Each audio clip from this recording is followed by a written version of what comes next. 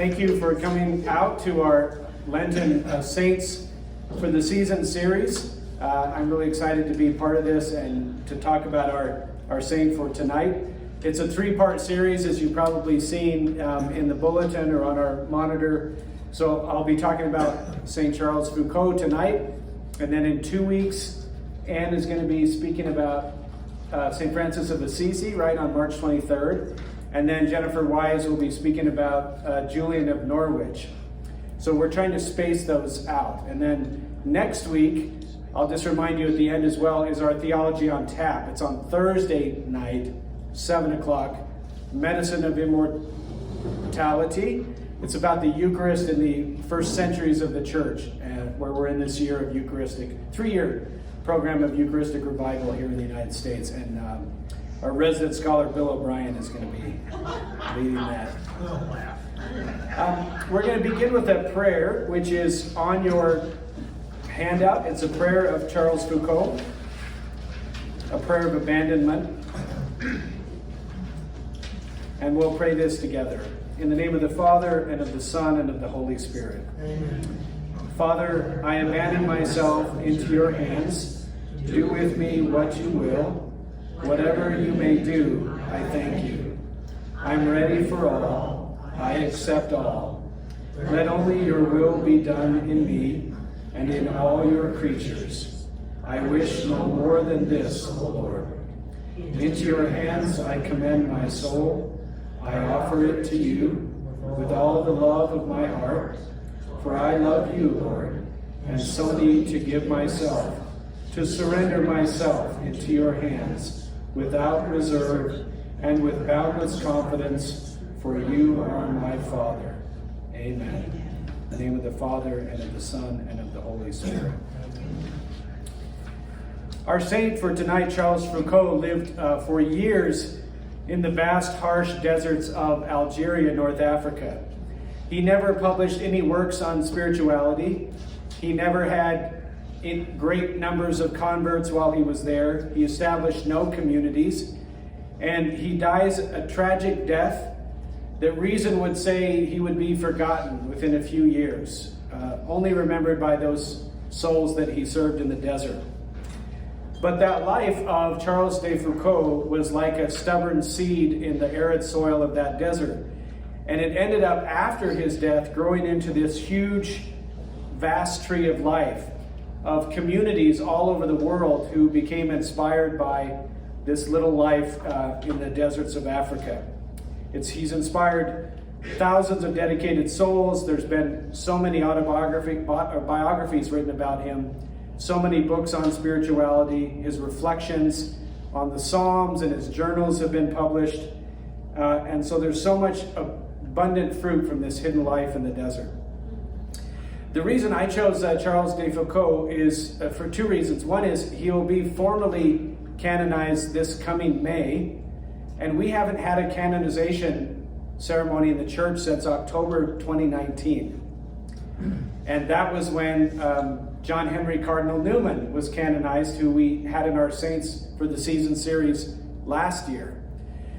So there's kind of a backup of great saints. So I think there's going to be as many as 15 that will be formally canonized at that ceremony. I think it's May 15th, 2022. So I wanted to introduce you to someone will be in the consciousness of the church, hopefully going forward. And because I have a personal connection, I actually met Charles de Foucauld in the desert. And it was in the deserts of Crestone, Colorado. About 100 years after he died. This is not a hermitage. Of course, this means nothing. It's a Carmelite monastery that was centered around the spirituality of desert life, that God can be most deeply experienced in solitude and silence and in desolate, dry places throughout the world. And that's real and metaphoric. Even in the desolate, dry parts of our spiritual life, God can be found in those places. And in the desert, you can truly empty yourself because there's so few distractions. So these Carmelites started this wonderful monastery in the high deserts of Colorado at the foot of the Sangre de Cristo Mountains. And Charles de Foucauld is one of their inspirations. I spent 30 days there on a silent retreat. And each of the retreatants lived in a little hermitage, and they were just dotted out in the desert. And once a day, our retreat director would get on a bicycle and he'd ride out to your hermitage to talk to you about praying the Ignatian exercises. And they were little kind of self-contained houses. They had a little bedroom and a bathroom and a kitchen, and you'd go to the main house to get your food every couple days and bring back there. So it was an amazing experience. But one of the main things that it taught me was the power of sound, and how even though I was out in the middle of the desert, I had noise going on in my head for a full week after I got there. So we think when we leave the noise of this world that it somehow stops, but it's just constantly going on in our head. And quite frankly, the silence of the desert was terrifying. To be out there by yourself at night was an overwhelming experience. But I can see how that desert spirituality has impacted so many people through salvation history. Think about how many people in salvation history encountered God in desert places. From Abraham to Jacob to Moses to David to Jesus to St. Paul, who goes out in the desert after his road to Damascus experience and has an encounter with God somewhere down in the Arabian Peninsula. And so when I was there, one of the sisters, Mother Tessa, gave me a book of reflections of Charles de Foucauld. And one of the things that he really helped me appreciate was the power of silence in prayer. That silence just isn't a part of our spiritual life, but it in itself can become a prayer. And there's a couple of beautiful quotes I wanted to share with you. They're from Benedict XVI, actually. And he says that only in silence can the Word of God find a home in us, as it did in Mary, a woman of the Word, inseparably a woman of silence. Only in silence can the Word of God find a home in us. Silence is what makes it possible for a true hearing. It gives hospitality or place for the Word to be spoken, welcomed, and given sanctuary in our hearts. Later he says, silence can carve out an inner space in our very depths to enable God to dwell there, so that His Word will remain within us and love for Him take root in our minds and hearts and inspire our life.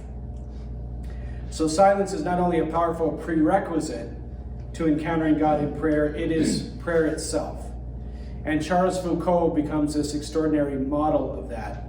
And so I felt like he journeyed with me through those 30 days of silent retreat in the desert. It was the first lesson he taught me. Let me say a little bit about him as a person. He was born a Viscount, Charles de Foucauld, in 1858. He came from a noble family. In his history are figures like Joan of Arc and King St. Louis of France. And many of his ancestors died as martyrs during the French Revolution. So he had a rich history. His mother was a very devout Catholic herself, but sadly when he was 5 years old, his father dies of tuberculosis, and I think it's a month later his mother dies. So he and his little sister become orphans. They go to live with his maternal grandmother, and she dies of a heart attack within a few months. So then he goes to live with his other grandfather.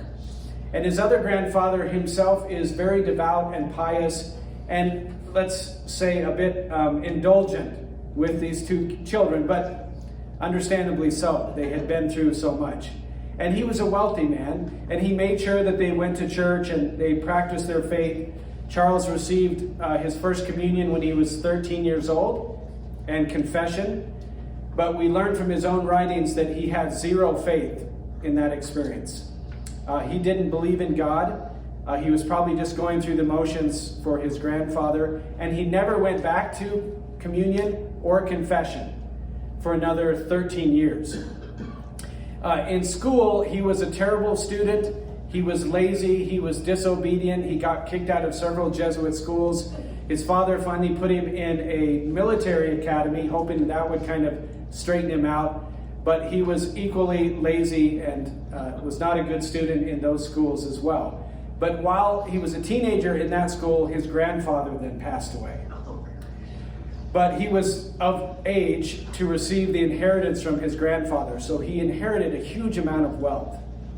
And he began to spend it on all kinds of things. He became a Parisian playboy. While waiting for his first assignment to go with the French cavalry to Algeria, he would spend all of his time in Paris partying. So when all of his brother's soldiers would have to go to the mess hall for dinner, he would go out to the finest restaurants in Paris.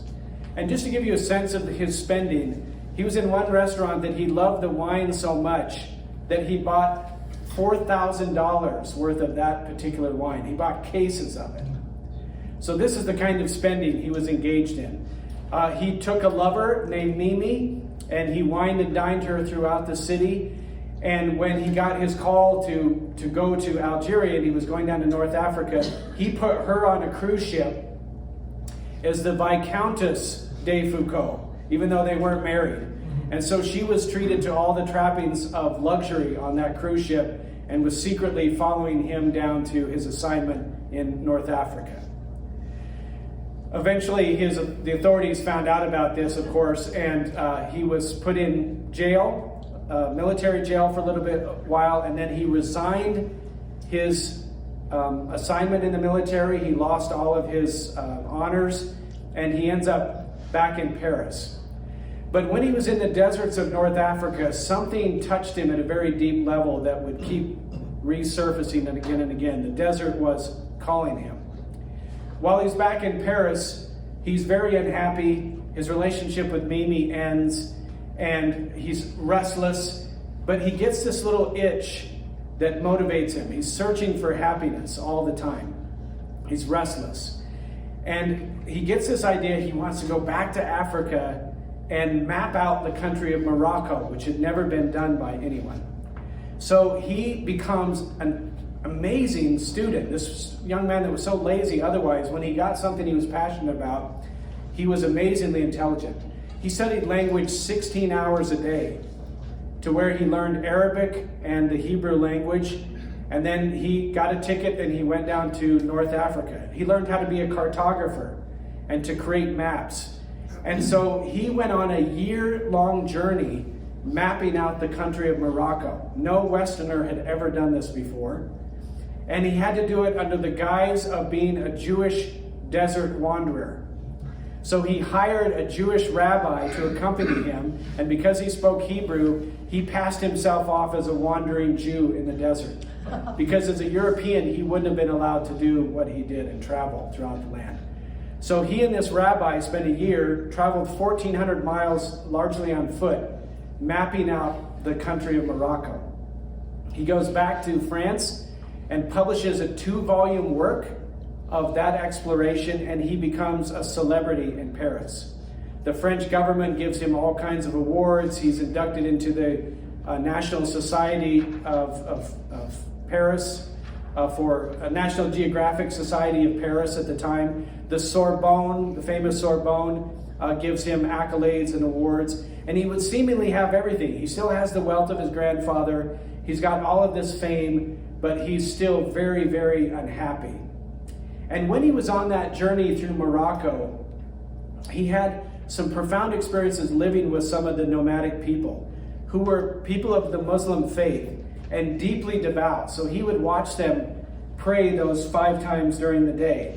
And that really struck him and it affected him in his life. And he wrote, "My exposure to their faith, the faith of the souls living there, always in God's presence, helped me understand that there is something greater and more real than the pleasures of this world."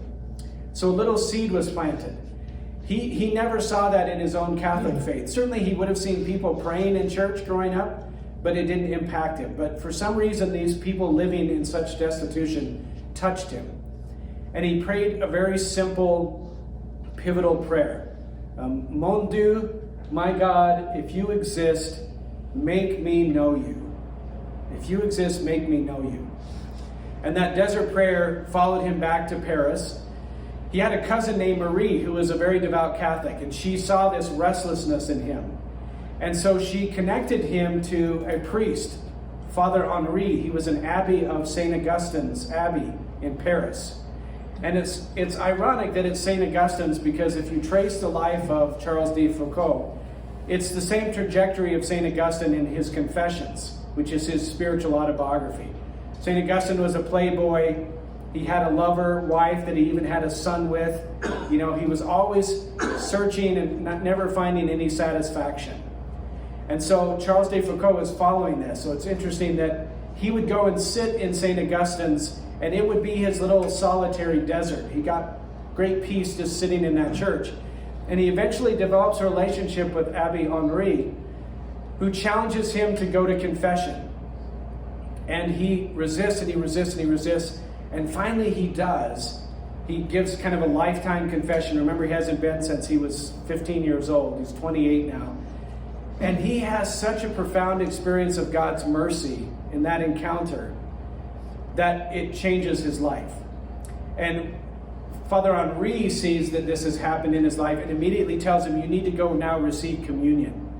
And that union with Christ becomes even deeper to him. And he says, my conversion and my vocation occurred simultaneously in that moment. Do you know anyone else that's in our spiritual periphery right now whose life was changed by going to confession, and his vocation and his conversion happened simultaneously when he was a teenage boy? He had a day off from school. He was going to go hang out with his girlfriend, but he walked past a church and felt like someone pushing him inside. And he went in a confessional, and his life was changed, and he felt a call to priesthood simultaneously. It's Pope Francis, yeah. So he had a very similar experience, a profound experience of God's mercy that radically changed the trajectory of his life. And of that moment, Charles de Foucauld said, the moment I believed that God really existed, I could live for nothing else. That deep itch that he had, that restlessness that he had, was finally satisfied in this encounter with God. And who does that sound like but St. Augustine again, who said so famously, my heart is restless until I rested in you, O Lord. So we see this pattern, again and again. He became so sold out to Jesus, he copied the entire New Testament in longhand. And then he took all the writings of Jesus and created a little compilation of all the things that Jesus said. And he called it the one model, that he was going to only live the words of Jesus and only do with his life what Jesus did with his life as much as possible. So he was never successful following the rules of religious communities, but he created a rule of simply following the gospel of Jesus Christ. By the way, who does that sound like? That created a whole new rule based just on the simple gospel message and didn't become an Augustinian or a Benedictine. Yeah, Francis of Assisi, our topic on March 23rd. He just wanted the gospel to be his simple rule. And no one thought that would be possible. But by God's mercy, the Pope granted Francis that request. So he creates a little bit of a rule. Father Henri tries to get him to go and live with the Trappists because he wants to live such a severe life. So he lives with the Trappists as a brother in the Alps. And then they send him down to Syria, where he lives in the desert with the Trappists, who live off of raw vegetables. So the Trappists in Syria were basically vegans. And there was a gift or a letter that came from the Holy Father that permitted the Trappists to boil their vegetables and put butter on them. And Charles de Foucauld was so scandalized by that, he left the Trappists because he thought that was too indulgent to eat like this. And by the way, his friends, when he was in Paris, used to call him Porky or Pig because he consumed so much food and wine all the time. He became quite fat. But as you'll see the pictures of him, he's like a little rod in the desert because he lived such a simple life. He doesn't do well in these communities, and so he ends up walking from Syria to Nazareth. And in Nazareth, he lives with a little community of Poor Clare nuns, and this community is still there today. And he wants to live the little hidden life of Nazareth. He wants to live like Jesus in that place. So he goes there, and he says, I didn't feel I was made for preaching like Jesus in his public life, so I needed to imitate him in his hidden life as a poor and humble workman at Nazareth. So he becomes a gardener and a porter. He builds a little hut in their garden, and he lives in that. And those sisters are so struck by him in this community of Poor Clares because they see him spend hours in adoration of the Blessed Sacrament, hours with his Bible, poring over the scriptures, showing such kindness and hospitality to the pilgrims that they encourage him, you need to get ordained, you need to be a priest. And so he ends up going back to Europe. He goes to Paris, he studies in Rome, and he's ordained a priest. But he doesn't want to go to just any place. He wants to go back to the desert to be a priest. And he wants to be a priest in a place where no priests live. So he picks the most desolate place he's seen where traders travel. And it's in a part of Algeria called Tamanrasset. And it's just severe wilderness. And there's a nomadic people that live out there called the Tuareg people. And he must have encountered them somewhere in his earlier journeys. And so he wants to go and live among them and to be a presence of Christ for them. He's going to be a priest for the pilgrims that will come through that area in caravans that may be Catholic. A lot of French soldiers are in Algeria and Morocco during this time. And he builds a little hut of hospitality. So weary desert travelers would have a place to stop, and he would feed them. He becomes a doctor because of his training in the military, so he helps people that get malaria and other diseases while they're in the desert. And he falls in love with these people, the Tuareg people. He learns their language so perfectly that I think he's the first to put it into writing. So it was an oral language. He puts it into writing and creates the first Tuareg dictionary, 700-page dictionary of their language. He translates the Gospels into their language. He takes all of their wonderful stories and poetry and poems and parables and puts it into their language in a written form so that it's never lost, and then puts it into the French language as well and creates a French Tuareg dictionary. As he's living there, he sees in these caravans many Sudanese and other sub-Saharan African peoples that are still being sold as slavery, into slavery in North Africa. So he uses what wealth he has left to buy the freedom of every slave he meets in the desert. And he gives them homes. And so around that little hut that he builds, he starts building houses for these slave families that he rescues and frees. And that becomes his religious community. That brought him great joy. And this was kind of his approach. He says, the evangelization that I'm called to live is not through the word, but through the presence of the Blessed Sacrament, the offering of the sacrifice of the Mass. It is through prayer and penance and the practice of the gospel virtues.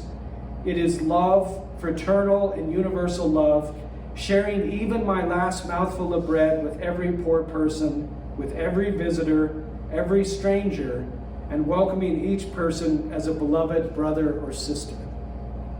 Though he was a priest, he always wanted to be called Brother Charles, Little Brother Charles of Jesus. And he wanted to emphasize the fraternity of the human family. He's able to build a larger clay monastery, and as I said, other buildings so he can house and take care of more people as he continues to live in the desert. So he serves all kinds of pilgrims, and he continues to live with these people. And as I mentioned, he builds these deep and meaningful relationships with the African slaves that are freed during this period of time. And many Europeans end up coming through this area and having encounters with him, and unbeknownst to him, carrying his spirituality back to wherever they came from. He starts to wear a little habit that has the heart of Jesus on it and a little cross. So this becomes the symbol of the little brothers and little sisters of Jesus that will follow after him. He has a deep Eucharistic theology, as I mentioned before. And he has one prayer that's recorded in his journal where he says, "Sacred Heart of Jesus, thank you for this. Thank you for the very first tabernacle in the lands of the Tauric people. May it be the first of many and proclaim salvation to many souls. Radiate out from this tabernacle on all those round about it." So he continued that practice in the desert of many hours in front of the Blessed Sacrament. He tried to create in that world a little village of Nazareth to recreate that hiddenness and hidden life. And it was later when I was reading him and I was assigned to a parish, Christ the King in Denver. They had a little small basement chapel that had a statue of Mary and then the tabernacle and Jesus all kind of closely gathered together. And that was the first time that I had thought about our chapels, Catholic chapels, as little Nazareths. That every church is a Nazareth. Because every church somewhere in the front, upstairs and also at St. Joseph, even though we have Sacred Heart there too, Mary and Joseph and Jesus are all there in front of us. And so where we go to worship, even no matter where we are in the world, there's that deep call for all of us to enter into the hidden life of the Holy Family.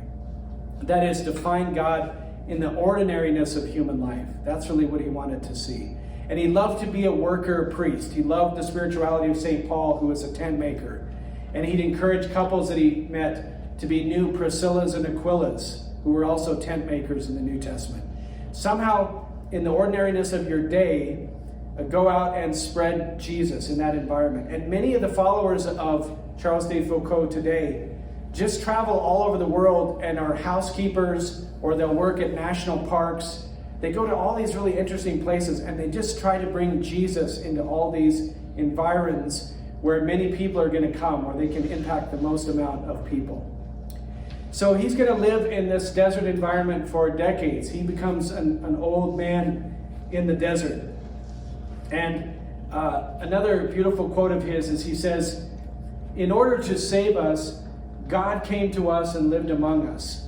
From the Annunciation to the Ascension, in a close and familiar way. God continues to come to us and to live with us in a close and familiar way each day and at every hour in the Holy Eucharist. So we too must go and live among our brothers and sisters in a close and familiar way." So this other spirituality he had was a Eucharistic spirituality, that we become living liturgies, words made flesh, and we carry that presence of Jesus out into the world, wherever we might go. He's regarded by all the people, the Tauric people and all the people that come through there, as a great holy man. So there's many, many stories of the relationships that he builds over time while he's in the wilderness. Well, sadly, World War II breaks out. World War I breaks out. And in North Africa, some of the tribes declare a jihad. And they are trying to drive the French out of North Africa, the French occupations outside of North Africa. So there's many battles that go on, and there's a lot of warfare and a lot of death in the wilderness. And the French troops there insist that Father Foucauld move to a local fort so that he and these slaves that have become his family are better protected than where they were out in the desert. Because he was French, they were worried that he would get caught up in this jihad in the desert. So they go and live in the fort, and a large group of raiders end up coming to the fort and convince Father Foucauld that they're just a group bringing the mail, the post to that fort. So he opens the doors. And they come in and ransack the fort. They desecrate the church. They bind Father Foucauld, and they take him outside and they kill him. In some of the accounts, they ask him to deny his faith, and he won't do that. And so he's murdered in the desert, in this place where he'd spent so much time. The people that survived that interaction there recover the body of Charles de Foucauld, and they bury him in a shallow grave, and he's still buried in Algeria today. So his life ends, quite tragically. But as I mentioned, he had no idea that already his spirituality was like a seed scattered traveling throughout the world. And within 5 years, 1921, he dies in 1916, a biography is written about him that ends up going all over the world. And people's lives are transformed by learning about this story of Charles de Foucauld. Today, there are 19 different recognized groups in the spiritual family of Charles de Foucauld. There's 5 religious congregations of brothers and sisters throughout the world. Many of them are serving in the same barren regions where Charles served. In fact, the very monastery that he built there has hermits living there today that are still doing what he did, welcoming travelers, caring for the local people. There are bishops, priestly fraternities, lay fraternities, families, institutions of consecrated life all over the world, from North Africa to El Salvador to Europe to here in the United States. So many people were inspired by the life of Charles de Foucauld. There's been books written about him. There's a beautiful documentary on him. I'll put a link for you when I post this video to YouTube that you can watch, made by an intentional community in France. You may remember the story of the 7 Trappist monks and 11 other religious men who were martyred in Algeria back in the 1990s. Their life of devotion and love for the local people was inspired by Charles de Foucauld. And they're going to be canonized quite soon, I think. There's a famous Jesuit priest, Father Paulo, who's murdered by ISIS in Syria in 2013, who was also inspired by him. He becomes beatified in 2005, and one of the beautiful things that happened at that is representatives from that Tuareg tribe who had never left the desert before came to the beatification of Charles de Foucauld and met with the Holy Father. By the way, there's an amazing movie about those Trappist monks who were martyred called Of Gods and Men. And it just came out a few years ago. Have you seen it, sisters? Yeah, it's a really touching story. And the story about Father Paolo, the Italian priest who was murdered by ISIS, you can find online. I wanted to end with one last person that was really inspired by Charles de Foucauld. And her name is Little Sister Madeline of Jesus. She was born in 1898, so she was kind of a contemporary of Charles de Foucauld, but she didn't know about him until later. In her 20s, she has a conversion after reading that 1921 biography about him. And she's very sick and weak herself, and she has polio, but she feels this deep call to follow the mood of Charles de Foucauld. And so she moves with one other friend when she's in her 20s to Algeria, and she goes and lives in that same desert area that he lived in and serves the people there. She then smuggles religious materials around the Iron Curtain during that period of time, and is able to love and care for people of different religions in Eastern Bloc countries and into Russia. But then she later goes and spends the balance of her life in Afghanistan. She moves the Little Sisters of Jesus to Kabul, where they served for 60 years in that country, just being the presence of Jesus to the people. They called themselves Afghans among the Afghans. And they were there until 2017. So she followed in his footsteps, just a life that he didn't think was very remarkable. Again, like a seed planted, produced so much beautiful fruit after him.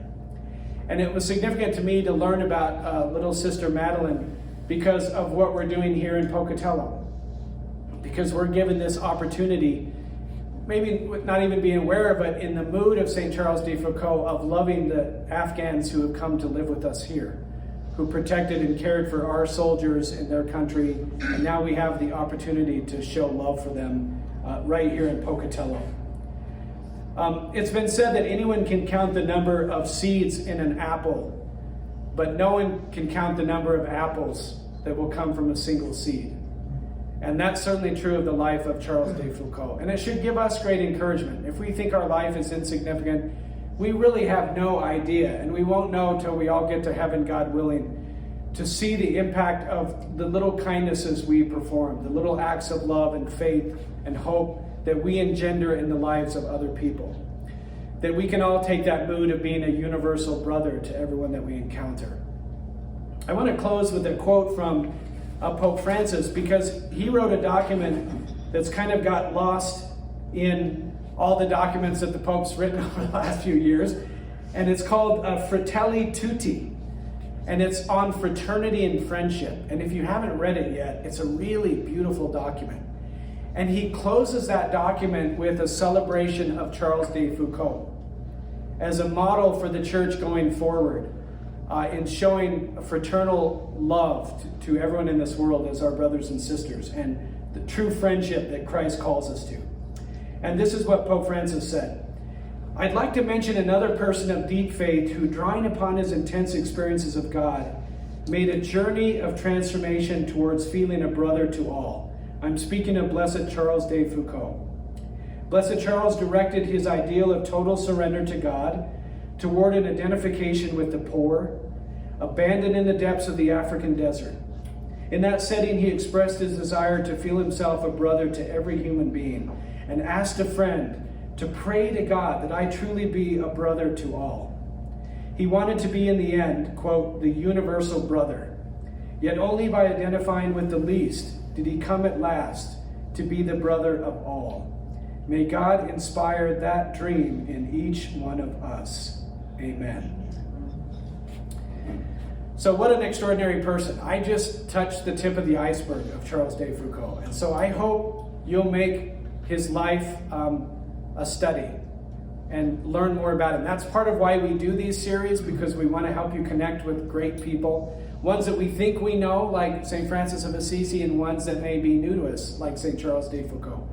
So I'm recommending 3 books. I'll post the links to these books on the website as well, but I'll just mention them real quickly. One is written by a little sister of Jesus, Kathleen of Jesus, and it's called The Universal Brother, how Charles de Foucauld speaks to us today. And I put this, on the handout as well for you.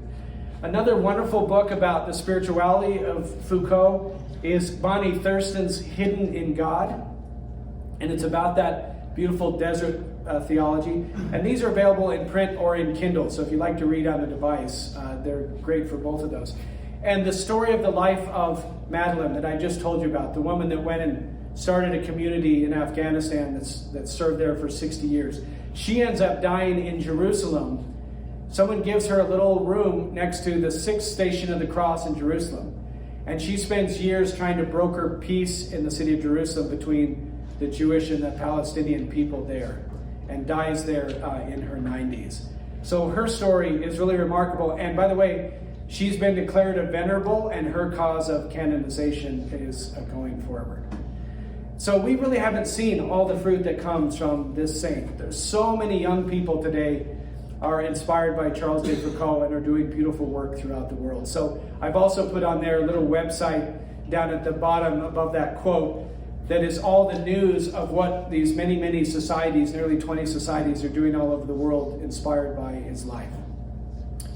Thank you so much for your time and attention tonight. It's been a joy to be with you. Any questions about Charles de Foucauld, or insights or reflections? Yeah, I Bill. just wonder what happened to his sister. Do you have any information on what happened to her? I didn't get a lot about her. She gets part of that inheritance, so she's taken care of financially. But I haven't read anything about whether she had a mutual conversion. That cousin Marie that led him to Abbey Henri, it speaks a lot about her devout Catholic life, but I haven't read much about his sister to know. It's a great question. Because she was certainly maybe alive, she wouldn't have been alive at his beatification, but certainly at his death. So that's a great question. I'll have to look that up. Other thoughts or questions? Yeah. How old was he when he became a priest? It was 1901, I think. So he would have been in his 40s? Yeah, in his 40s. Yeah. He lived with several of those Trappist communities. Like in 2 years at one, he just swept the floor. That's all he did when he was there. And so Father Henri was always trying to find a place for him, but he never seemed to fit in it. So he eventually said, "You have a rule so severe no one can follow it, so you should just go out to the desert." And that's kind of what he did. Yeah. And we can't do that, but we can create those little spaces in our own life, places of solitude like he did. So tell us more about your 30-day retreat in the desert. Yeah, well, that's an Ignatian retreat. So the Jesuits, of course, do a 30-day Ignatian exercises, and you have a couple periods of prayer each day where you're guided through scriptures and themes, and you, following Ignatius's kind of rule of using the imagination, you enter these stories from the scripture. And then a priest will typically teach a conference a day, and then he'll go out and meet with you, and you share like what comes up in your prayer time. And it's a 4-week kind of program.